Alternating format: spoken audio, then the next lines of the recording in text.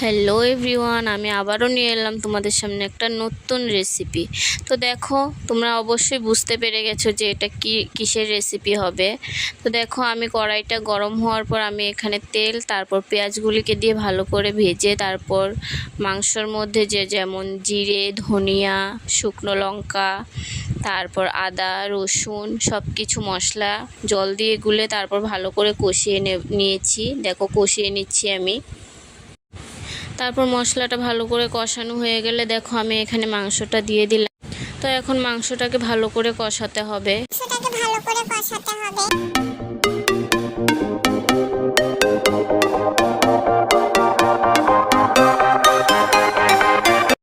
তো দেখো, আমার মাংস কষানো অলমোস্ট ডান। এখন আমি এটার মধ্যে ঝোল দিয়ে দেব। তো দেখো, আমার ঝোলের পরিমাণটা একটু বেশি দিয়ে দিয়েছি, কারণ আমি ফার্স্ট টাইম রান্না করছি, তাই বুঝতে পারিনি। তো দেখো ফাইনাল রেজাল্ট। আর হ্যাঁ, লাস্টে গরম মশলা দিতে ভুলো না কিন্তু।